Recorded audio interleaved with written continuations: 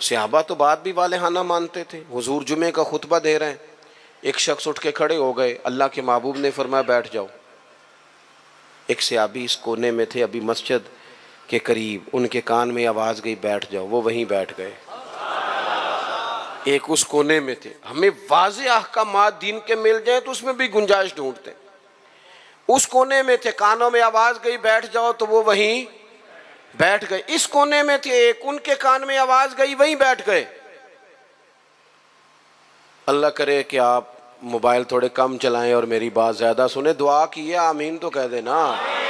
چلو دعا میں تو شامل ہو جائیں نا. اللہ تعالیٰ دعائیں تو کرنی چاہیے نا, اللہ قبول فرماتا ہے اپنے بندوں کی دعا.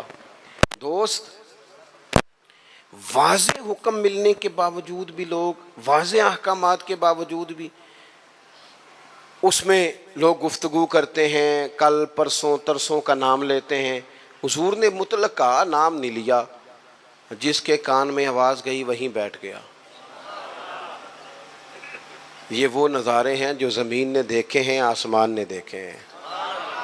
اتنی وارفتگی حکم ماننے میں, اتنی وارفتگی. بیٹھ گئے. تکمیل جمعہ پر محبوب نے فرمایا آپ کہاں تھے؟ یا رسول اللہ صلی اللہ تعالی علیہ وسلم وہ آپ کا حکم آیا تو میں اسی کونے میں بیٹھ گیا تھا. آپ کہاں تھے؟ حضور حکم ملا تو اس کونے میں بیٹھ گیا. آپ کہاں تھے؟ حضور حکم ملا تو میں اس کونے میں بیٹھ گیا. تو کریم فرمانے لگے نہ آپ سے کہا تھا, نہ آپ سے کہا تھا, نہ آپ سے کہا تھا, میں نے تو ان سے کہا تھا. کر یا رسول اللہ اپنے نام تو نہیں نہ لیا. سانو تے قید سجن دا گہنا ہے, او جینج رکھے اونج رہنا ہے.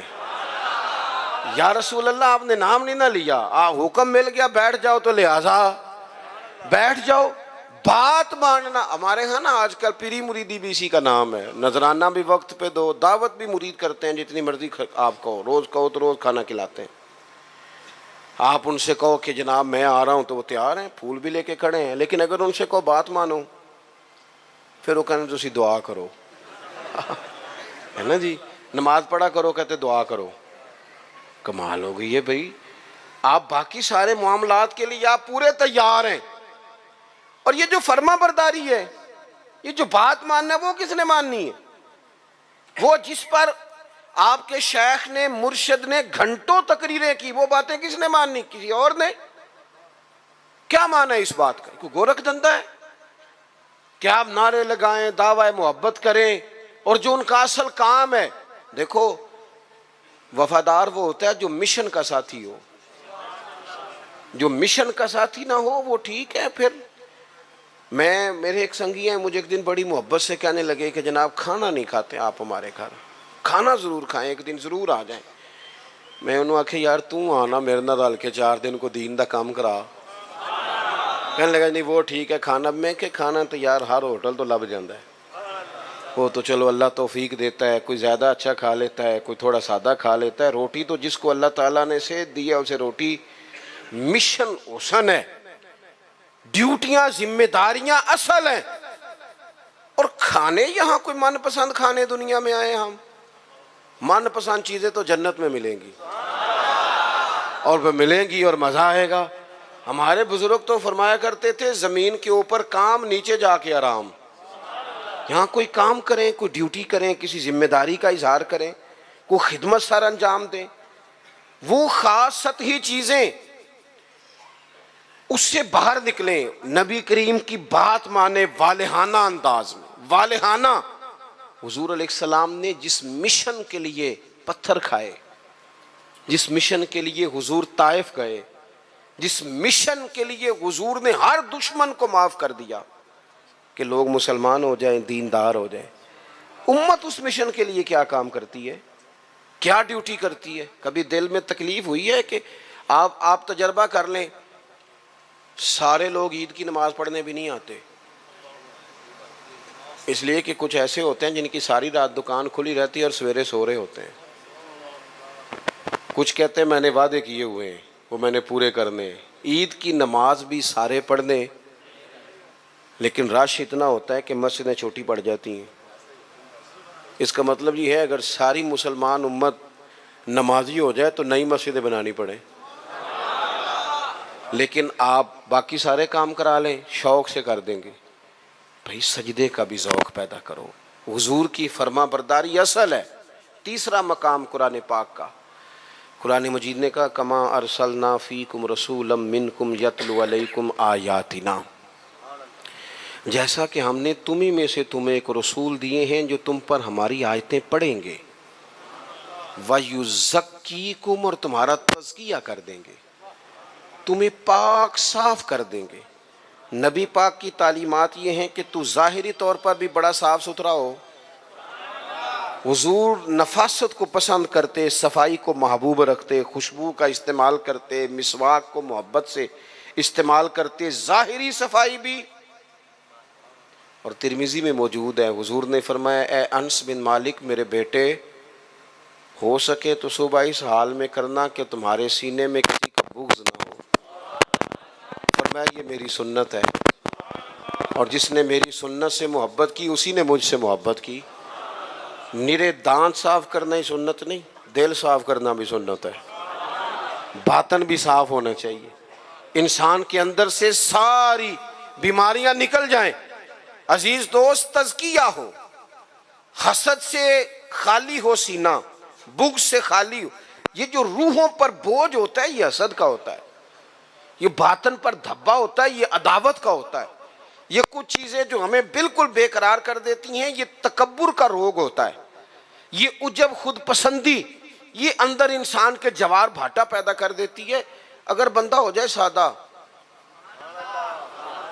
حضرت باجدید بستامی رحمۃ اللہ علیہ کھڑے تھے تو ایک شخص نے آپ سے پوچھا حضرت خواجہ پیر باجدید بستامی سے ملنا ہے. آپ فرمانے لگے یہ جو بندہ جس کا تم نے ابھی نام لیا ہے نا، اس کو ڈھونڈتے مجھے 30 سال ہو گئے، مجھے نہیں ملا. 30 سال. یہاں بیچارے نقیب ان کی کلاس لگ جاتی ہے اگر وہ لقب تھوڑے بیان کریں تو لسٹوں میں لکھ کے دیے جاتے ہیں، یہ نام نہیں لیا، یہ نام نہیں لیا، فلانے چودھری کا نام رہ گیا، فلانے کا رہ گیا، فلانے کا. وہ چھوڑ دیں بھائی، یہ تو حضور کی تعریف کی محفل ہے، اس میں باقیوں کی تعریفیں کدھر سے آ گئیں، کدھر سے آ گئیں؟ یہ تو نبی پاک علیہ الصلوۃ والسلام کے ذکر پاک کی مجلس ہے. دوستو آپ غور کریں گے اور چیزوں کو سمجھیں گے. خواجہ باجدید بستامی سے اس نے کہا میں نے ملنا ہے. فرمانے لگے 30 سال سے ڈھونڈ رہا ہوں، ملا نہیں. وہ سائڈ پہ جا کے ایک بندے سے کہنے لگا میں نے حضرت خواجہ پیر شیخ باجدید بستامی سے ملنا ہے. کہنے لگے ابھی تو وہاں کھڑے تھے تمہارے پاس. کہنے لگا میں نے تو پوچھا ہے. کہنے لگے اصل میں یہ جو تم نے لائن لگائی ہے نا القابات کی، یہ وہ مانتے نہیں اپنے آپ کو، نہ حضرت، نہ خواجہ، نہ پیر، نہ صوفی. وہ تو نیرا باجدید کہتے ہیں اور اس میں بھی کئی دفعہ روتے ہیں رب کی بارگاہ میں. تو یہ جو القابات تم نے لگائے ہیں نا، ہمارا تو جناب بڑا عجیب منظر ہے. تو تزکیہ کے لیے حضور آئے. پھر فرمایا وَيُعَلِّمُكُمُ الْكِتَابَ وَالْحِکْمَةَ، حضور تمہیں کتاب سکھائیں گے، حکمت سکھائیں گے. حضور قرآن سکھانے آئے، نبی کریم کیا سکھانے آئے؟ آپ بنے انجینئر شوق سے بنے،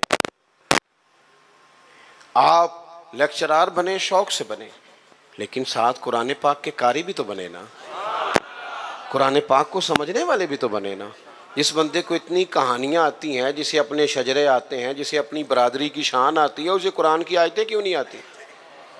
جسے ساری پنچایت میں ساری بات سنانی آتی ہے، اسے قرآن مجید بھی آ سکتا ہے. شرط یہ ہے کہ وہ آگے بڑھے، قرآن پاک کو سیکھے.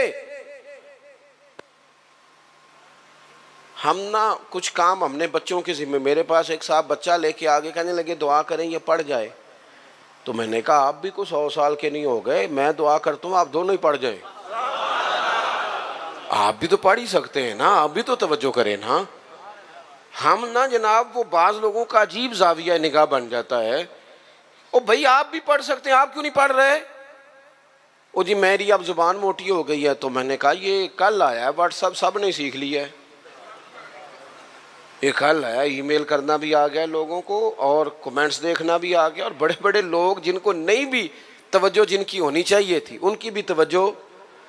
یعنی میں تھوڑا مصروف زیادہ رہتا ہوں، اور اب تو کچھ طبیعت بھی ٹھیک نہیں رہتی. دعا فرمائے اللہ تعالیٰ کچھ کام لے لے. وہ کوئی دوست پوچھتا ہے کہ آج کل کیا کر رہے ہیں، تو میں کہنا کچھ بھی نہیں، بس ہڈیاں آنیاں جانیاں ویکھو، ادھر آ رہے ہیں اور ادھر جا رہے ہیں. بھائی یہی کام کر رہے ہیں، اس کے باوجود لوگ ناراض ہیں۔ یعنی مسئلے دو ہی تھے، عمر بھر حل نہ ہوئے، ایک نیند پوری نہ ہوئی اور دوسرا خواب مکمل نہ ہوئے۔ سوچتے ہی رہتے ہیں کبھی 6 گھنٹے اکٹھے ملے تو سوئیں گے، لیکن کوئی کام خاص جس طرح کرنا چاہیے مرتب کر کے وہ ہم سے ہوتا نہیں۔ اللہ توفیق دے تو ہو جائے۔ لیکن میں ایک چیز محسوس کرتا ہوں شدت کے ساتھ، بڑی شدت کے ساتھ، کہ کچھ ایسی چیزوں کو لوگوں نے اوڑھ لیا ہے۔ مجھے زیادہ وقت نہیں ملتا تو کئی دوست پوچھ لیتے ہیں، بلکہ شاید ہر ہفتے ہی کوئی پوچھ لیتا ہے آپ سٹیٹس کہاں پہ لگاتے ہیں؟ میں کہ یار میں نے لانا نہیں آؤں، لیکن وہ بس ایک ذہن بن گیا نا۔ اور ایسے لوگ جن کے بارے میں امید تھی کہ یہ سٹیٹس والے نہیں، یہ تسبیح والے ہیں، یہ اللہ اللہ کریں گے، ان کے ہاتھوں میں بھی موبائل نظر آتا ہے، اور جو بھی چیز ہاتھ میں ہو وہ چلنے لگتی ہے۔ موبائل ہاتھ میں ہوگا تو چلے گا، اور اگر تسبیح ہوگی تو وہ بھی انشاءاللہ چلے گی۔ چلیں، اس کی بھی ضرورت ہے، کہیں تو چلائیں، لیکن باقی تسبیح بھی تو لینا ہاتھ میں، کچھ وقت اسے بھی تو دینا۔ تو میرے عزیز، قرآن مجید کو سیکھیں۔ اور پھر فرمایا والحکمہ، حضور تمہیں دانائی سکھانے آئے۔ نبی پاک نے ہمیں باشعور کیا ہے۔ بصیرت کا جو نور دروازہ رسول سے ملتا ہے وہ کہیں سے بھی نہیں ملتا۔ حضور کی باتیں حکیمانہ، نبی پاک کے ارشادات انسان کو تازہ کر دینے والے، ذہن کی بند گرہیں کھول دینے والے، حضور کے ایسے فرامین۔ نبی پاک علیہ السلام نا انا نہیں جگاتے لوگوں کی۔ ہم جب کسی شخص سے گفتگو کرتے ہیں تو وہ رد عمل کے طور پر سخت ہو جاتا ہے، چونکہ ہم انا جگا دیتے ہیں۔ حضور انا نہیں جگاتے تھے، نبی پاک ضمیر جگاتے۔ حضور اس طرح کی بات کرتے تھے کہ سامنے والے کو تعلیم مل جاتی، ایجوکیٹ ہو جاتا، اس کی نفسیات قبول کر لیتی کہ یہ بات ٹھیک ہے، نفسیات قبول کر لیتی۔ ایک نوجوان نے آ کے کہا معاذ اللہ ثم معاذ اللہ، یا رسول اللہ مجھے زنا کی اجازت دے۔ صحابہ کہتے ہیں ہمیں بڑی تکلیف ہوئی اس کی بات کی، لیکن حضور نہ تعلیم دیتے ہیں۔ نبی کریم نے بٹھا لیا اور بٹھا کے فرمایا ایک بات بتا، یا رسول اللہ حکم کریں۔ فرمایا تو پسند کرتا ہے کہ تیری بیٹی سے زنا کرے؟ اس کی آنکھیں کھل گئیں، یہ کیسے ہو سکتا ہے؟ فرمایا تیری بہن سے، ماں سے، خالہ سے، پھپھو سے، جو رشتے قریبی ہیں حضور نے گنوائے، تو اس کی آنکھیں لال ہو گئیں غصے سے۔ یا رسول اللہ میں نام بھی نہیں لینے دیتا۔ اب حضور نے اس کے ذہن پر دستک دی۔ معاشرے میں جب آپ کسی چیز کو خریدنے نکلتے ہیں تو آپ پھر دکان بھی تو ڈھونڈتے ہیں نا کہاں سے لینی ہے۔ تو جس چیز کو آپ خریدنے جائیں گے یقیناً اس کی مارکیٹ بھی تو ہونی چاہیے نا، کہیں سے ملے گی وہ۔ تو نبی پاک صلی اللہ تعالی علیہ وسلم اس ذہنی سطح پر لائے اپنی حکمت کے ساتھ۔ حضور فرمانے لگے تو نہیں اجازت دیتا، اور ہونا بھی نہیں چاہیے ایسا، لیکن جس سے تو بدکاری کی اجازت مانگ رہا ہے وہ بھی تو کسی کی بیٹی ہوگی نا، وہ بھی تو کسی کی بہن ہوگی۔ کیوں نہیں سوچتے اس بات کو ہم کہ معاشرے میں جب آگ لگتی ہے پھر کسی کا گھر بھی محفوظ نہیں رہتا۔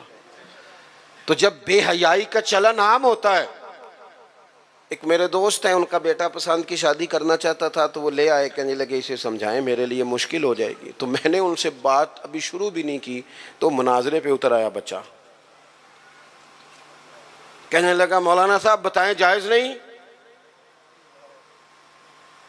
کوئی اپنی رائے نہیں دے سکتا پسند کی شادی؟ میں نے کہا پتر تو میرے ساتھ اکیلے میں آ، تجھے سمجھاتا ہوں۔ کہنے لگا جی نہیں آپ بتائیں جائز نہیں؟ میں نے کہا بیٹا تیرے لیے بھی جائز ہے، جس طرح تیرے لیے جائز ہے نا، اسی طرح خاندان کی اگر کوئی بیٹی کہے میں نے پسند کی کرنی ہے تو اس کے لیے بھی جائز ہے۔ اب اس کی گردن جھک گئی، اب چپ کر گیا۔ میں نے کہا جو رواج آپ گھر میں ڈال رہے ہیں اس کا مطلب یہ تو نہیں نا کہ بیٹیوں کو پتہ نہیں چل رہا آپ کیا کر رہے ہیں، تو جو چلن آپ پیدا کر رہے ہیں یہ عام تو ہوگا۔ تو اگر بیٹی کل کو کچھ اٹھ کے مطالبہ کرے، وہ کہے کہ جس فلسفے سے اس کی بات مانی جا سکتی ہے میری بھی مانی جا سکتی ہے، پھر آپ کا کیا خیال ہے؟ تو بعض اوقات اللہ توفیق دیتا ہے، کسی کی سمجھ میں بات آ جاتی ہے، اس کی سمجھ میں آ گئی، اور میرے بھائی جب کسی کچھ چیزوں کا چلن عام کرو گے نا، علاقے چھوڑ کے چلے گئے ہیں بہت سارے باپ، بستیاں چھوڑ دی لوگوں نے، صدیوں سے جہاں خاندان آباد تھے چھوڑ دیے. کیوں؟ اس لیے کہ بیٹی نے مرضی کی شادی کر لی. غلطی، کسی کی غلطی کا کوئی بوجھ نہیں اٹھائے گا، یہ غلطی ماں باپ کی نہیں ہے. نافرمان ہونے لگے تو حضرت نوح کا بیٹا بھی ہو جاتا ہے. لیکن لوگ اس نگاہ سے دیکھتے ہیں کہ جینا مشکل کر دیتے ہیں، لیکن جب برائیوں کا چلن عام ہوتا ہے پھر وہ سب کو اپنی لپیٹ میں لیتی ہیں. تو حضور اس حکمت سے دین سکھاتے. ہم وہ دانائی نہیں استعمال کرتے، وہ بصیرت نہیں، بس جذباتی فیصلے، جذباتی باتیں، جذباتی گفتگو. اپنی زندگی میں دانائی، بصیرت. حضور نے تو بعد فیصلے یہ حدیبیہ کے موقع پر کتنے مشکل میں تھے صحابہ، ایک ایسا سخت فیصلہ کر دیا ہے کہ اگر کوئی وہاں سے مسلمان آئے گا تو مدینے والے رکھیں گے نہیں، اور مدینے سے جائے گا تو وہ رکھ لیں گے مکے والے، وہ واپس نہیں کریں گے، ہم رکھ نہیں سکتے. صحابہ کہتے ہیں وقتاً تو ہم پریشان تھے، پر حضور کی حکمت کے قربان جائیں، یہی شرط وجہ بنی مسلمانوں کی فتح کی. اس لیے کہ جن کو وہ وہاں سے نکلنا پڑتا تھا مکے سے، حضور رکھتے نہیں تھے، معاہدہ تھا، وہ پھر مجاہدوں کا الگ جتھا تیار ہو گیا. حضرت ابو بصیر رضی اللہ تعالیٰ عنہ، حضرت ابو جندل، ایک نئی جماعت مجاہدین کی. رستوں سے گزرنا کافروں کا مشکل ہو گیا. اور کچھ ایسے تھے جو مکے نہ رہ سکے، مدینہ نہ رہ سکے، تیسری جگہ جا کے ڈیرا لگایا، سارے کا سارا شہر ہی مسلمان کر دیا. زندگی میں کچھ چیزیں بصیرت سے کریں. ہمارے ہاں فیصلہ کس کے حق میں ہوتا ہے بھلا؟ جو پہلے آ جائے. اور میں کہتا ہوں آپ بیوی کی بات ضرور سنیں، لیکن اس کی سننے کے بعد جس کے بارے میں وہ بات کر رہی ہے پھر اس کی بھی سنیں. آپ اماں کی بات ضرور سنیں، توجہ سے سنیں، لیکن فوراً جذباتی نہ ہو. پھر اس کے بعد اماں نے جس کے خلاف بات کی اس کی بھی سنیں. دو طرفہ بات سن کے کہ کس طرح کے منصف ہیں زمانے میں، ایک بات سنتے ہیں اور اسی طرف ہو جاتے ہیں دانائی سے. اور آخر میں فرمایا وَيُعَلِّمُكُم مَّا لَمْ تَكُونُوا تَعْلَمُونَ، جو تم نہیں جانتے تھے وہ سارا میرے رسول تمہیں سکھاتے ہیں. نبی کریم نے نا اپنی امت کو تعلیم کے ہر پہلو سے آگاہ کیا، ہر پہلو سے. ہمارے پاس ذخیرہ ہے احادیث کا، اور قربان جائیں کچھ باتیں ایسی ہوتی ہیں جو بندہ کبھی پڑھ لینا تو لطف دے دیتی ہیں. لطف. مجھ سے ایک دفعہ ایک دانشور نے پوچھا کہ جناب کوئی ایک بات جس پہ زندگی گزاری جا سکے. ایک نوجوان تھے.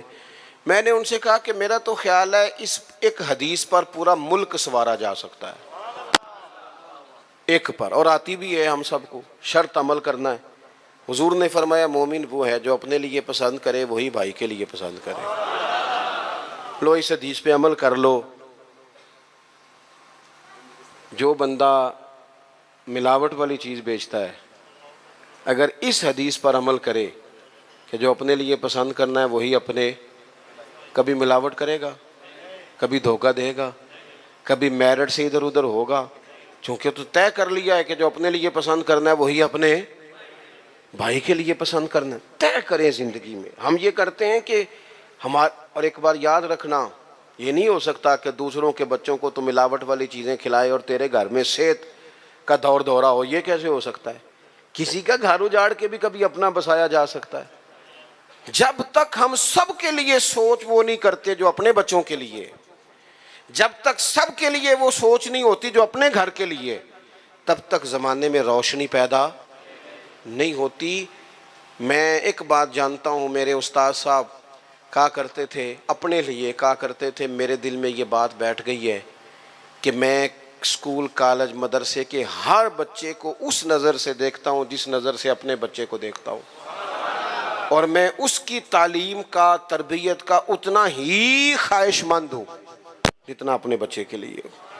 آپ زندگی میں یہ اصول پیدا کریں، ویسے بھی لطف آئے گا، ویسے بھی ذائقہ آئے گا. اور نبی کریم صلی اللہ تعالیٰ علیہ وسلم کی جو تشریف آوری کے مقاصد حسنہ ہیں ان پر غور کریں. دو باتیں اور عرض کر دیتا ہوں پھر بات کو سمیٹتے ہیں. ایک تو حضور نے فرمایا میں معلم بن کے آیا ہوں.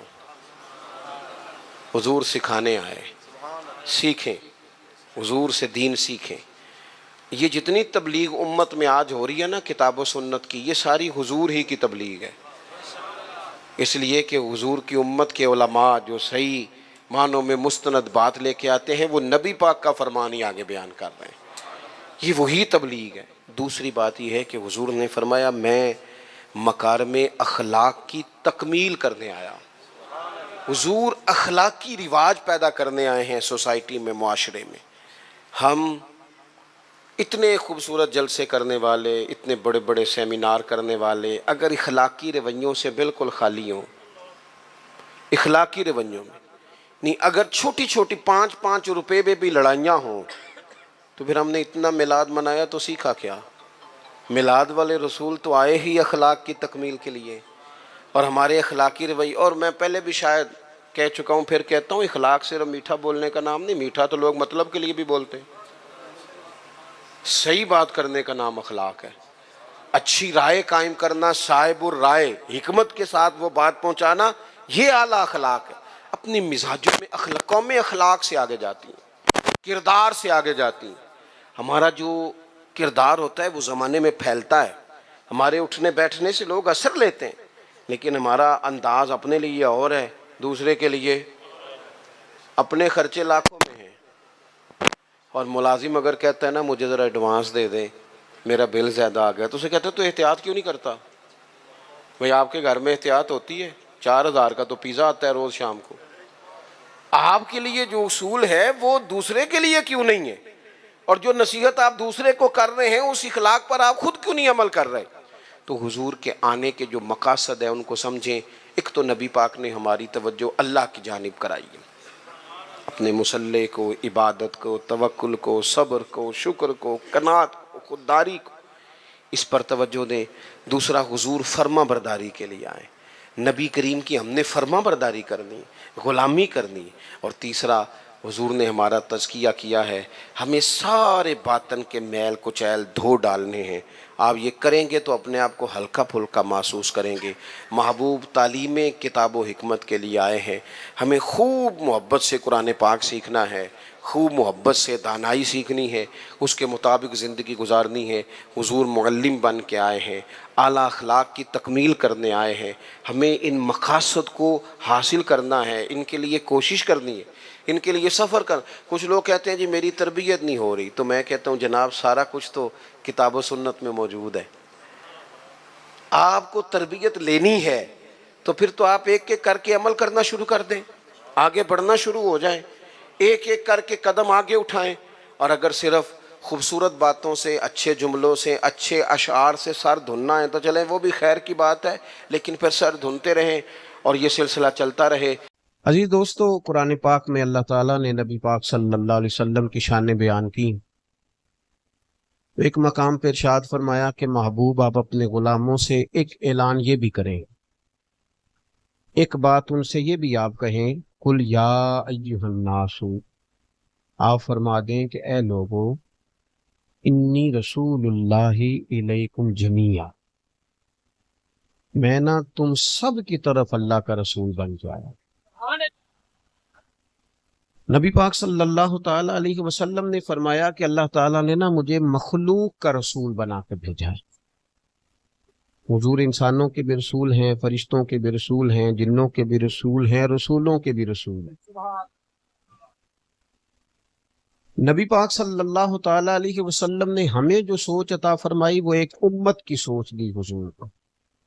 کنتم خیر امت، تم بہترین امت ہو۔ یہ جو گروہ بندی کی سوچ ہے نا، یہ اپنے گھر کی سوچ، اپنی گلی کی سوچ، اپنے محلے کی سوچ، سوچوں کا محدود ہونا، یہ سید عالم صلی اللہ تعالیٰ علیہ وسلم کی سیرت مبارکہ کے پیغام کے مخالف ہے۔ حضور نے نا بڑے ذہن بنائے، بڑی سوچیں دی، اور لوگوں کے ذہنوں کے اندر وسعت پیدا کی نبی پاک صلی اللہ علیہ وسلم۔ ہمارے ساتھ یہ مسئلہ ہوا ہے پچھلے کچھ عرصے سے، ہمیں بری طرح بانٹا گیا ہے۔ آپ اس ملک میں رہتے ہیں جس کے 4 صوبے، لیکن چاروں صوبوں کے لوگوں کی سوچوں کو تقسیم کیا گیا۔ جس سیاسی جماعت کی حکومت سندھ میں ہے اس کی پنجاب میں نہیں، جس کی پنجاب میں ہے اس کی خیبر پختونخوا میں نہیں، ذہنی سطح پر تقسیم کی گئی، کبھی علاقوں کے نام پر، کبھی زبان کے نام پر، کبھی کسی نام پر۔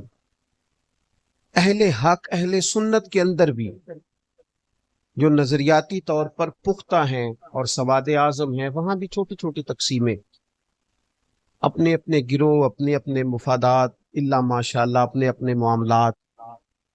ہمیں اس وسیع سوچ کی طرف ہمارے نبی پاک صلی اللہ علیہ وسلم نے بھیجا ہے کہ جس سوچ میں انسان اپنی نہیں سوچتا، اپنے پڑوسیوں کی بھی سوچتا ہے، اپنی نہیں سوچتا، اپنے خاندان کی بھی سوچتا ہے، اپنی نہیں سوچتا، اپنی ملت کی بھی سوچتا ہے، صرف اپنی بات نہیں کرتا، وہ اپنے سے جڑے ہوئے ہر انسان کی بات کرتا ہے۔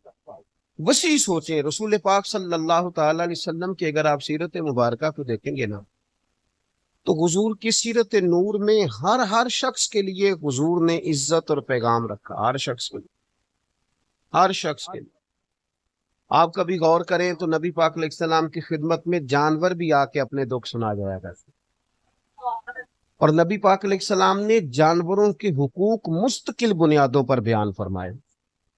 یعنی انسان کی ضرورت تھی جانور کا گوشت کھانا، تو وہاں بھی اسے بے رحم ہونے کی اجازت نہیں دی۔ فرمایا ایک شخص کو دیکھا کہ بکری ذبح کر رہا ہے، لیکن وہ اس کے سامنے ہی چھری تیز کر رہا ہے، تو محبوب نے فرمایا 2 دفعہ مارنا چاہتے ہو اسے؟ 2 دفعہ مارنا چاہتے ہو؟ اس کی آنکھوں سے اوجل کر کے اس ہتھیار کو تم تیز کرو، اس کے حق کا خیال کرو۔ نبی پاک صلی اللہ تعالی علیہ وسلم نے نا رستوں کے، رستہ ہوتا ہے نا، رستوں کے حقوق بیان کیے۔ فرمایا رستوں کے نشان نہ مٹانا۔ لکھا ہوتا ہے نا ہمارے ہاں فیصل آباد اتنے کلومیٹر اور شیخو پورہ اتنا کلومیٹر، تو اس کے اوپر اشتہار نہیں لگا دینا چاہیے۔ حضور نے منع فرمایا رستوں کے نشان مٹانے سے۔ نبی پاک صلی اللہ علیہ وسلم نے رستوں کے حقوق بیان کیے، رستے کشادہ کرنے کا کہا۔ رسول پاک صلی اللہ تعالی علیہ وسلم نے لوگوں کو آسانی فراہم کرنے کی بات کی۔ ہمارا یہ ماحول بن گیا ہے کہ ہمیں نا ہمارے گھر کے اندر ایک سبق دیا جاتا ہے، پھر ہم کسی جگہ وابستہ ہوتے ہیں تو وہاں بھی اسباق پڑھائے جاتے ہیں۔ اب لوگ ارادت اور عقیدت کے نام پر بھی لوگوں کو قائل کرتے ہیں کہ میرے سوا کہیں اور نہ جانا۔ عزیز بھائیوں، وسعت ذہنی، اگر آپ بچوں کو یہ بات بتا دیں گے نا کہ صرف تو نے اپنا سوچنا ہے، اپنے بچوں کا سوچنا ہے، اپنے گھر کا سوچنا ہے، ان کے ذہن چھوٹے ہو جائیں گے۔ اگر اللہ نے انہیں بڑی صلاحیت بھی دی ہوگی تو وہ ملک کے لیے کچھ کر نہیں سکیں گے، ملت کا کوئی کام نہیں کر سکیں گے۔ بڑی سوچیں، وسعت، آپ کا مزاج اس طرح کا ہو کہ آپ یہ محسوس کریں کہ میں تو ملی کام کروں گا، میں بڑے بڑے کارنامے سر انجام دوں گا۔ آپ دیکھیں نا، اگر کچھ آدمی چھوٹی بات کرتا تھا نا تو حضور اس کے مقابلے میں اسے ایک بڑی بات ارشاد فرماتے۔ حضرت سراقہ بن مالک جب کلمہ نہیں پڑا تھا تو فرماتے ہیں کہ ابو جہل نے اعلان کیا کہ جو حضور کو معاذ اللہ گرفتار کرے گا 100 سرخ اونٹ دیے جائیں گے۔ ہمارے یہاں نا چھوٹا مفاد نہیں رکھ لیا جاتا، یعنی چھوٹی سی بات ہوتی ہے، محفل میلاد میں بھی 25,000 30,000 کی چھوٹی بات، یہ چھوٹا مفاد۔ آپ تو بہت بڑے آدمی ہیں، آپ تو رسول اللہ صلی اللہ علیہ وسلم کے سناف ہیں، آپ کی تو اربوں خربوں میں قیمت ہے، تو آپ یہ کیا بات کر رہے ہیں؟ آپ اپنا منصب تو دیکھیں، آپ اپنا منصب تو دیکھیں بھائی، اور آپ دیکھیں بات کتنی چھوٹی کر رہے ہیں۔ آپ نے کہاں اپنے آپ کو بند کر لیا؟ سراقہ بن مالک کہنے لگے کہ میں نے ایک گھوڑا لیا، چونکہ اعلان کیا تھا ابو جہل نے کہ جو حضور کو گرفتار کرے گا 100 سرخ اونٹ۔ 100 سرخ اونٹ مہنگے تھے، آج کل ہمارے پاکستان میں سائیوال نسل کی گائے مہنگی ہوتی ہے، فلانے نسل کا بکرا مہنگا ہے، ایک سرخ رنگ کا اونٹ ہوتا تھا عرب میں، ذرا مہنگا ہوتا تھا۔ کہتے میں 100 سرخ اونٹوں کے لالچ میں حضور علیہ الصلوۃ والسلام کی طرف بڑھا، میں نے حضور کو ایک جگہ پا لیا، ہجرت کے لیے تشریف لے جا رہے تھے، سرکار نے زمین کو حکم دیا، اللہ کی قدرت، حضور کا معجزہ کہ میرا گھوڑا زمین میں دھسنے لگا، میں نے حضور سے معافی چاہی کہ حضور معاف کر دیں، اب نہیں آپ کی طرف بڑھتا، حضور نے معاف بھی کر دیا۔ میرے اوپر پھر غلبہ ہوا نفس کا، میں پھر آگے بڑھنے لگا، پھر میرا گھوڑا زمین میں دھسنے لگا، 3 دفعہ میں نے معافی مانگی، 3 دفعہ حضور نے مجھے معاف کیا۔ اب میرے دل نے گواہی دینی شروع کر دی کہ یہ اللہ کے سچے رسول۔ اب میں جب حضور کی طرف ایمان کے ارادے سے بڑھ رہا تھا تو میرے ذہن میں تھے سرخ اونٹ. آپ کی توجہ ہے میری بات پر؟ میرے ذہن میں تھے سرخ اونٹ 100. حضور نے مجھے فرمایا اس وقت کی سب سے بڑی طاقت، وہ بڑی سلطنت تھی، وہ کیسر روم کی تھی، اور وہ ہاتھوں کے اندر کنگن پہنتا تھا سونے کے، اور پوری دنیا میں اس کے کنگن معروف تھے. یعنی سب سے بڑی سلطنت کا سب سے بڑا بادشاہ، ظاہری طور پر بڑا آدمی. کہتے ہیں جب میں حضور کی طرف بڑھنے لگا تو کریم فرمانے لگے تو 100 سرخ اونٹوں کے لالچ میں آ گیا ہے اور میں تیرے ہاتھوں میں کسرا کے کنگن دیکھ رہا ہوں. سب سے بڑی حکومت کے سب سے بڑے آدمی کے کنگن لینے اتنی چھوٹی سی بات، 100 سرخ اونٹ. حضور نے ذوق بدل دیا، انداز بدل دیا. نبی پاک صلی اللہ علیہ وسلم نے کہا کہ مطلب صرف یہی ہے، اتنی بڑی بات کر دی. کہتے ہیں میں کلمہ پڑھ گیا، اللہ نے توفیق دے دی. ایک ذرا کم کر دے. کہتے ہیں میں مسلمان ہو گیا.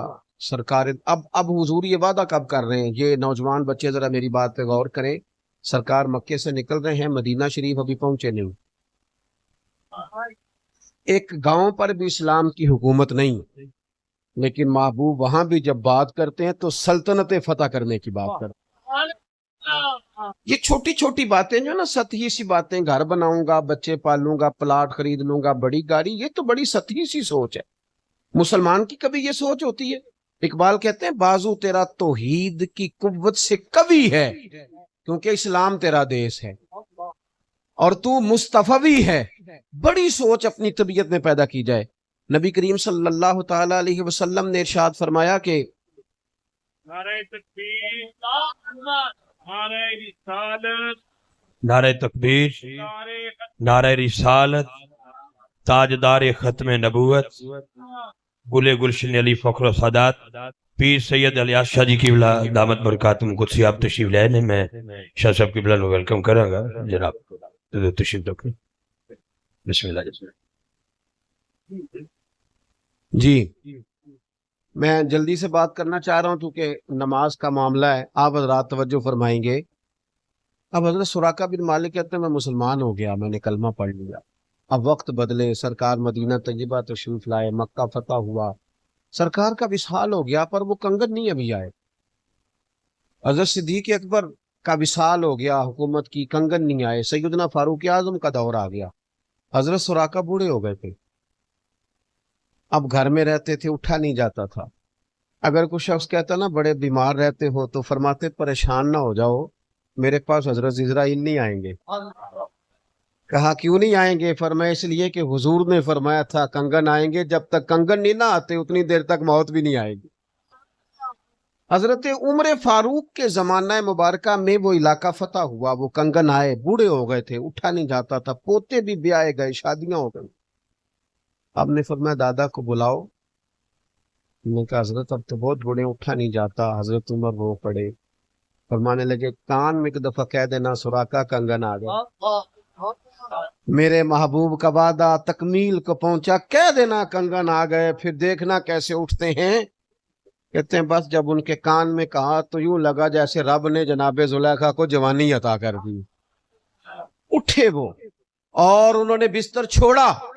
کہتے ہیں نبی پاک صلی اللہ علیہ وسلم کی وہ پیش گوئی، حضور سید عالم کی وہ غیب کی خبر پوری ہوئی. جناب سراقہ کے ہاتھوں میں کنگن آئے. جوانوں ہمیں لگا دیا گیا چھوٹی باتوں پہ، سطحی سوچوں پہ. آپ ضرور رہیں، اگر آپ کسی جماعت کو صحیح سمجھنے لگے ہیں، کسی پارٹی میں ضرور رہیں، لیکن اس کا مطلب یہ تو نہیں کہ دوسرا آپ کی نظر میں برا ہو گیا. آپ اپنے قبیلے کے اندر رہتے ہوئے دوسروں کو اس قدر زیادہ آپ گروہ کے قائل ہو جائیں کہ آپ کو روز لوٹا جائے، کبھی برادری کے نام پر، کبھی علاقے کے نام پر، کبھی قبیلے کے نام پر. اس سے تھوڑا اوپر اٹھیں، سوچوں کو تھوڑا بڑا کریں. نبی پاک صلی اللہ علیہ وسلم نے فرمایا میں نے جاہلیت کی رسمیں اپنے پیروں تلے رون دی ہیں. اب کوئی ایسی جاہلانہ بات نہ کرے کہ میں فلاں قبیلے سے اور میرا قبیلہ بڑا ہے.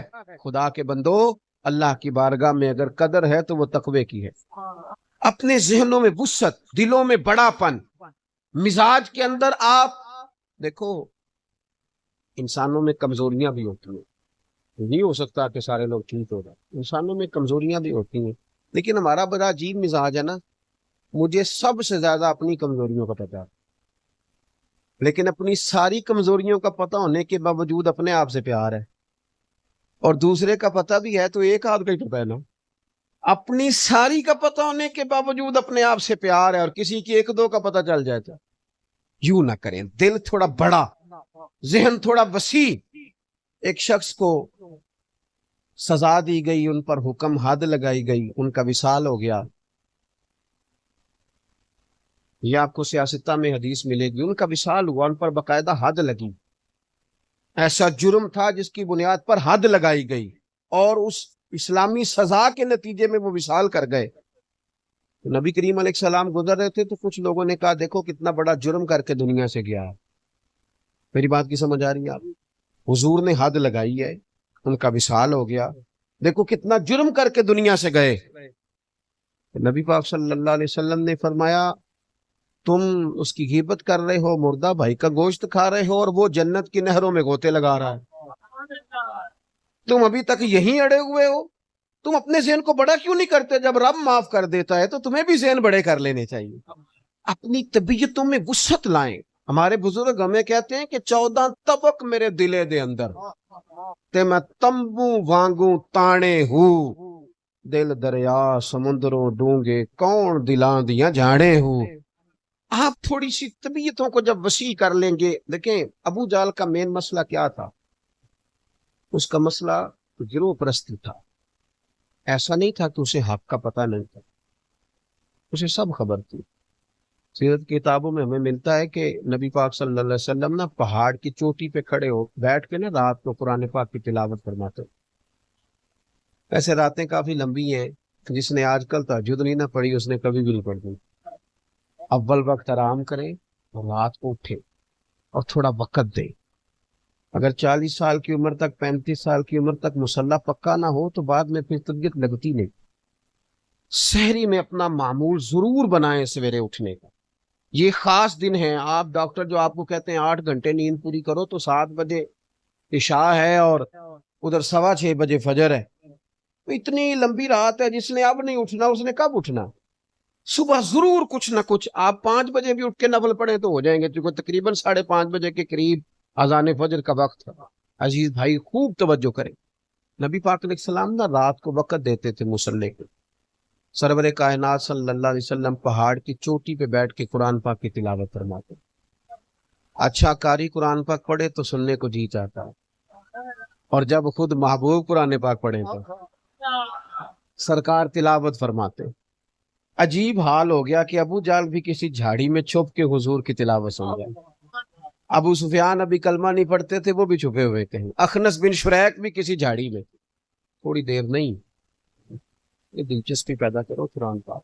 تھوڑی دیر نہیں، ساری رات حضور نے پڑھا اور ساری رات انہوں نے سنا. یہ بہت مشکل کام ہے. ساری رات. صبح نکلنے لگے تو کسی کونے میں ملاقات ہو گئی. وہ کدھر آیا تھا؟ اس نے کہا تو کدھر آیا تھا؟ تیسرا کہنے لگا مجھے بتاؤ نا تم کدھر آئے تھے دونوں؟ کل نہیں آنا. دو گاؤں لوگ دیکھیں گے تو کیا سوچیں گے؟ ہم لوگوں کو روکتے ہیں، خود آتے ہیں. لیکن قربان جائیں، کہتے ہیں حضور کی تلاوت تھی نا. رات کو ارادہ تو تھا نہیں جائیں گے، پر وہ تلاوت کانوں میں رس گھولنے لگی. کبھی بستر کی یہ کروٹ بدلی تو کبھی وہ بدلی، تو جب نہ رہ سکے تو چلے گئے پھر اٹھ کے. جگہ بدل بدل کے بیٹھ گئے. مسلسل آتے رہے. روز کہتے رہے آج نہیں آنا، پر کئی دن آتے رہے. ایک دن پکا کیا کہ آج کے بعد نہیں آئیں گے ورنہ عام لوگ بھی آنا شروع ہو جائیں گے. جب یہ طے ہو گیا تو اخنس بن شریک کہتے ہیں میں صبح نا ابو جال کے گھر چلا گیا. میں نے کہا یار یہ تو بات پکی ہے نا کہ وہ جو پڑھتے ہیں بڑا سونا پڑھتے ہیں. اب تو بتا. توجہ ہے میرے عزیزوں کی. اخنس بن شریک ابو جال سے کہنے لگا بتا، سچ بتانا دل پہ ہاتھ رکھ کے، نبی پاک علیہ السلام جو قرآن پڑھتے ہیں وہ سچا ہے کہ میں ہوں تو ہے تیسرا کوئی؟ صحیح بتا. یہ میری بات پر خاص غور کرنا. کہنے لگا میں تو بہت زمانے سے کہہ رہا ہوں کہ قرآن نہیں، ان کا تو ایک ایک حرف سچا ہے. قرآن کا ایک ایک حرف سچا ہے. ان کا ہر شے سچی بیان کرتے ہیں رسول. ان کی ہر بات حق پر مبنی ہے. تو خالد بن شریک کہنے لگا جب سچ ہے تو مانتا کیوں نہیں؟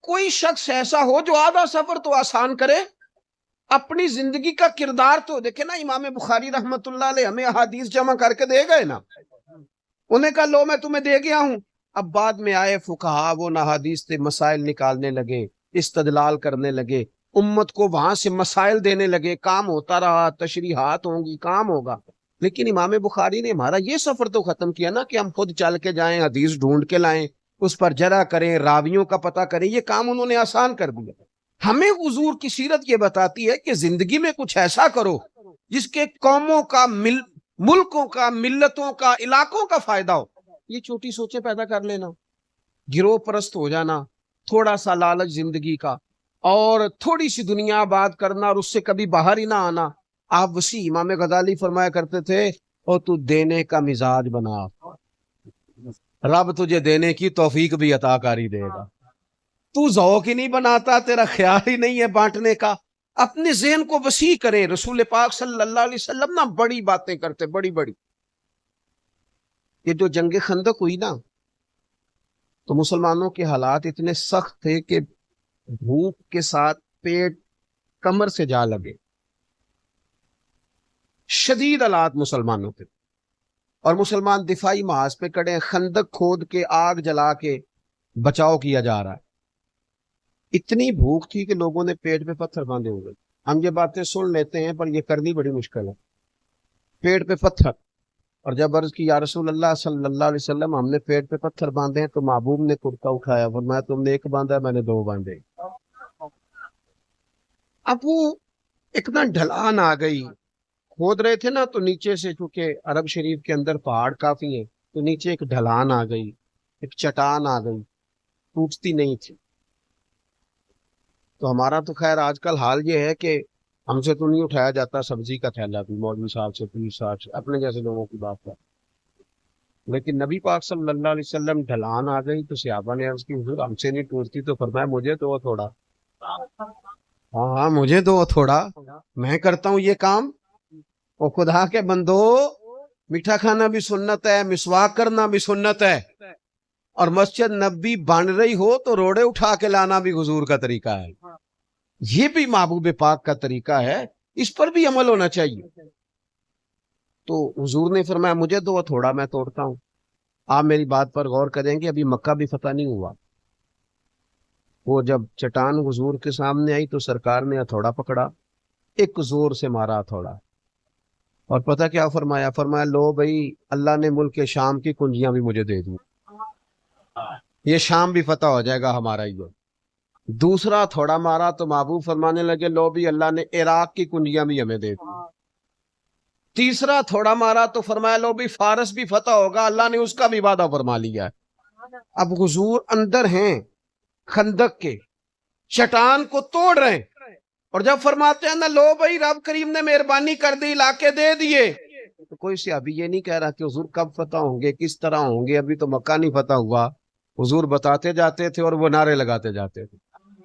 اپنی زندگی میں وسیع بات کریں. آپ کا بڑا ذہن ہو، بڑا دل ہو. یہ چھوٹی چھوٹی، یار دیکھو، میرا اگر نالائق بچہ نہیں پڑھتا تو میری بہن کا اگر لائق ہے تو اسے پڑھا لوں. اگر میرے محلے اور گلی میں کچھ ایسے لوگ ہیں جو اپنے وسائل کی بنیاد پر اپنے بچوں کو نہیں پڑھا پا رہے، تو میری سوچ ادھر کیوں نہیں جاتی؟ کیوں میں سارا کچھ سمیٹ کے اپنے گاڑی لانا چاہتا ہوں؟ میرے ابا جی کہا کرتے تھے پڑوسی کی آگ اس لیے بھی کبھی کبھی بجھا دینی چاہیے، خدا نہ خواستہ پڑوسی کے گھر میں آگ لگ جائے تو اس لیے ہی بجھا دینی چاہیے کہ اگر اس کی نہ بجھائی تو کہیں میرے گھر ہی نہ آ جائے. دائیں بائیں آگ بجھ جائے تو اپنا گھر بھی بچ جاتا ہے. اگر آپ سوسائٹی کے اندر اچھا کردار پلے کریں گے، ذہن کو وسعت دیں گے، یہ چھوٹی چھوٹی سطحی سوچوں سے باہر آئیں گے. کیا مثلاً ہمارا نفع ہے، آپ یقین کریں کچھ بھی نہیں. اتنا سا چھوٹا سا مال کمانے کے لیے ہم اربوں خربوں کا ملی نقصان کرتے ہیں. اپنا گھر بنانے کے لیے قوموں کو مقروض کر دیتے ہیں ہمارے حکمران، اپنا گھر بنانے کے لیے. اگر طبیعت دیکھیں، جو آدمی جعلی دوائی بیچتا ہے کیا نفع کماتا ہے؟ وہ 50,000 روز کما لیتا ہوگا. لیکن وہ انسانی جان جو ایک بچ جائے تو سمجھو انسانیت بچ گئی. وہ سمجھتا ہی نہیں اس بات کو کہ یار میری ذمہ داری کتنی بڑی ہے. ڈاکٹر ڈاکٹر کو لوگ مسیحا سمجھتے ہیں. میں نے دیکھا ہے ڈاکٹر اگر کہہ دینا آپ کو کچھ بھی نہیں تو بابا جی آرام سے سو جاتے ہیں. لیکن وہ ڈاکٹر ہے، وہ کس لالچ میں پڑ گیا؟ تو دیکھ تو صحیح اللہ نے تجھے کہاں کھڑا کیا ہے کہ تیرے جملوں سے لوگوں کو سکون ہو جاتا ہے، اور تو کہتا ہے کہ پہلے باہر 2000 جمع کراؤ گے تو میرے پاس آؤ گے. تو میٹھا بولتا ہی نہیں، تیری طبیعت ہی نہیں. میں آپ کو بڑے درد سے کہتا ہوں کہ وہ لوگ جو خانقائی ہیں، جن کے پاس لوگ عقیدت سے چل کے جاتے ہیں، وہ کہتے ہیں 3 منٹ سے زیادہ مرید کے پاس نہیں بیٹھنا ورنہ مرید ادب نہیں کرتے. اور کئی دفعہ ہوتا بھی ہے، آپ تھوڑا پیار زیادہ کر لیں تو صاحب بھی سمجھتے ہیں کہ خیر صلی اللہ. لیکن آپ کو ان کی طرف دیکھ کے اپنا رویہ بدلنا ہے. آپ تو یہ دیکھیں وہ نبی پاک صلی اللہ علیہ وسلم کا دین سیکھنے آیا ہے، اور آپ بیٹھے کہاں ہیں؟ ممبر رسول پر، مصلی رسول پر. آپ کی تو بہت بڑی سوچ ہونی چاہیے. آپ کو تو ملی بات کرنی چاہیے، قومی بات کرنی چاہیے. میں نا طالب علموں سے کہتا ہوں اکثر مدرسے کے کہ 100 بندے تمہارے پاس جمعہ پڑھنے آتے ہیں تو ایک بندہ اگر مخالف بھی ہو تو ساری تقریر مخالف پہ نہ کر دیا کرو، اس کو بھول جاؤ تھوڑی دیر کے لیے. اشارے سے بات کریں جی، اشارے سے، بول کے نہ کریں. او بھائی نہ بولیں، اللہ خوش رکھے، نہ بولیں جی آپ، اللہ جزائے خیر دے. اشارے سے بات کریں. سنگیو ساری تقریر اس بندے پہ کر دینے کی کیا ضرورت ہے؟ آپ جو 99 باقی دین سیکھنے آئے ہیں ان پر بھی تو بات کریں نا. وہ ایک بندے کو ذہن میں رکھ کے کہ یہ میرا مخالف ہے، اور میں بچوں سے کہتا ہوں ایک مخالف ہو تو نظر بھی نہیں لگتی بندے کو، کوئی ہونا چاہیے. وہ ہارون رشید چلے گئے نا ایک مولانا کے پاس جمعہ پڑھنے، تو قابو آ گیا تھا. پھر مولوی صاحب سے بھی جو ہو سکتا تھا انہوں نے کی، بس ساری باتیں کر دی ایک ہی منٹ میں، سارا کچھ ہی کہہ دیا. سخت سست بولا. جمعے کی نماز کے بعد ہارون رشید نا بڑی گرم جوشی سے ملے مولانا صاحب سے. کہنے لگے مولانا آپ تو بڑے ناراض ہیں مجھ سے. کہنے لگے سارے صوبوں سے تیری شکایتیں آتی ہیں. تو وہ کہنے لگا مولانا شکایتیں تو ضرور آتی ہوں گی پر ایک بات کر لوں کا کر لو. کہنے لگا میں اتنا برا تو نہیں جتنا فرعون تھا. تو میں نے آپ کو فرعون کب کہا ہے؟ کس نے کہا ہے آپ فرعون ہے؟ تو کہنے لگے آپ سورہ طٰہٰ پڑھے نا. حضرت موسیٰ علیہ السلام فرعون کے پاس جانے لگے تو رب کریم نے فرمایا موسیٰ فرعون سے ذرا نرمی سے بات کرنا. تو اگر اس سے نرمی سے بات ہو سکتی ہے تو ہارون رشید سے بھی تو ہو ہی سکتی ہے نا. آپ اپنے لہجے میں، ماحول میں کچھ ایسی باتیں لائیں جس میں محسوس ہو کہ آپ کی ایک بڑی سوچ ہے، آپ ایک وسیع بات کرتے. وہ میں ان بھائیوں کو بھی جانتا ہوں جن کی بہن کبھی 2000 مانگ لینا، وہ کہنے پہنتے ن کی دسات ہی بڑا تنگ. حالانکہ یہ تو 6000 کی رات روٹی کھا کے آیا دوستوں کے ساتھ. آپ کا ذہن ہی بڑا نہیں، آپ کی طبیعت میں وسعت نہیں. کاش آپ کی طبیعت میں وسعت ہوتی تو اللہ تعالیٰ نے اشرف المخلوقات بنایا ہے، حضور کا غلام بنایا ہے. آپ کے تو گھر لنگر پکتے اور دنیا کھاتی. لیکن اس کے لیے پہلے دل کا، جگر کا، ذہن کا بڑا ہونا شرط ہے. یہ جہاں آج منگلا ڈیم ہے نا، یہاں پہلے میرپور شہر تھا، پھر کسی حادثے میں شہر تباہ ہوا. جس آفیسر کی ڈیوٹی تھی وہاں، وہ کہتا ہے میں اپنی جیپ میں گزر رہا تھا، ملبہ اکٹھا ہو رہا تھا تو ایک بوڑھا شخص اور اس کی بیوی گدھے پہ 2 بوریاں رکھ کے وہاں سے گزر رہے تھے، ہاتھ ان کے کانپ رہے تھے. تو میری روک کے نہ گاڑی، تو وہ مجھ سے کہنے لگے بیٹا حکومت کا جو خزانہ کا دفتر ہے جہاں حکومت پیسے جمع کرتی ہے وہ کدھر ہے؟ تو میں نے کہا بابا جی خیر ہے. کہنے لگے پتر ہمارا شہر تباہ ہو گیا ہے، ہماری بستی ساری اجڑ گئی ہے، تو میں نے اور میری بیوی نے نا ملبہ صاف کر کر کے سونا چاندی کچھ اور دھاتیں ان بوریوں میں جمع کی ہیں. اب ہم حکومت کے خزانے میں جمع کرانے جا رہے ہیں تاکہ ہمارا شہر پھر سے بس جائے. یہاں ہمارے بزرگوں کی قبریں ہیں، ایسا نہ ہو کہ یہاں دنیا آنا جانا چھوڑ دے. ہمارا نا شہر آباد ہو جائے، شہر گھر نہیں. یہاں تو بھئی یہ حال ہم نے کر دیا کہ ایکسیڈنٹ ہو جائے تو لوگ موبائل چوری کر لیتے ہیں، زخمیوں کے لوگ زیورات اتارتے ہیں. یہاں تو اس طرح کا ذوق لوگوں کا بنا دیا گیا ہے. ہمیں پھر سے امت ہو کر کردار ادا کرنا پڑے گا. ہمیں رسول کائنات علیہ السلام کا وہ دیا ہوا بڑا ذوق، اس پر ہمیں آگے بڑھنا پڑے گا. ہمیں وہ والی سوچ لانی پڑے گی کہ جب حضور نے فرمایا صحابی سے کہ میرے مہمان کو کھانا کھلاؤ، تو اس نے اپنی بیوی سے کہا تھا بچے بھوکے سلا دے اور چراغ ٹھیک کرنے کے بہانے اسے بجھا دے. ہاتھ چلاتی رہنا لیکن مہمان پیٹ بھر کے کھائے. دنیا آوے تے کھا کھا جاوے تے راضی ہووے بلا، اس کو پیٹ بھر کے کھلا۔ میاں بیوی بھوکے سوئے، بچے بھوکے سوئے، اپنے بچے بھوکے سلائے کسی کے لیے؟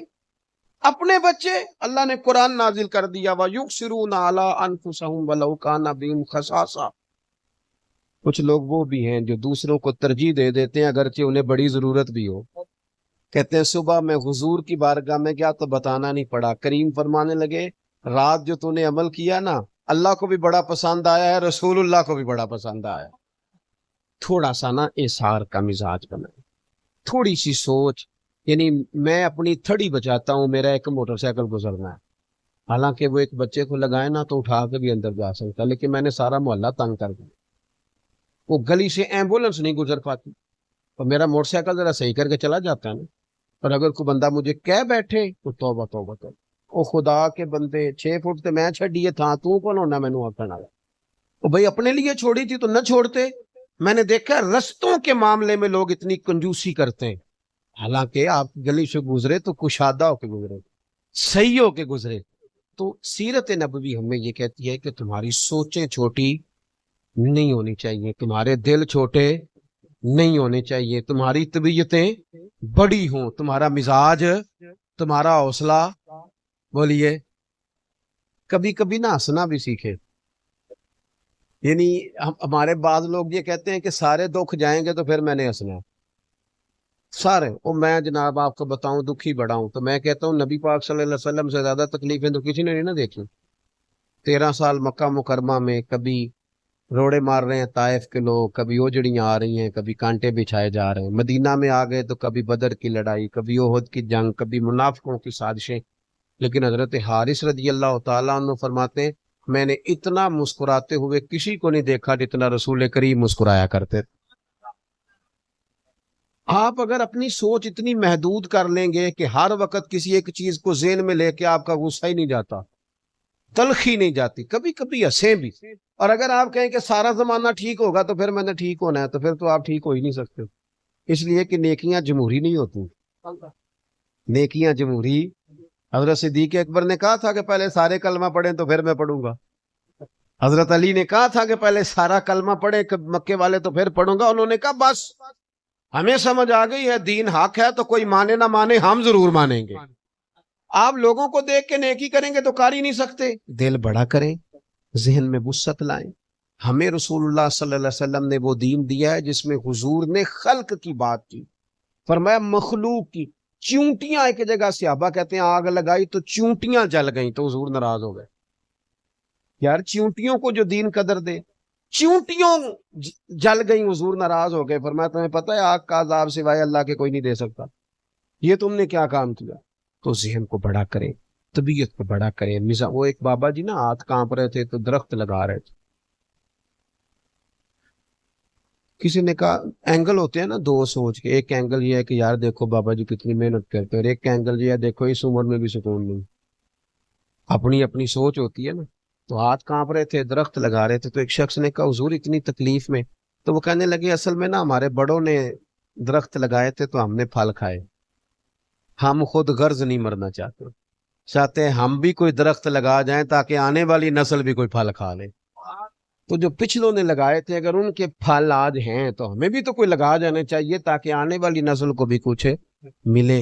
اللہ تبارک و تعالی ہمیں نبی کریم کے قدمین کی برکت سے وسعت قلبی عطا فرمائے، اور اللہ ہمارے حال پہ رحمت فرمائے۔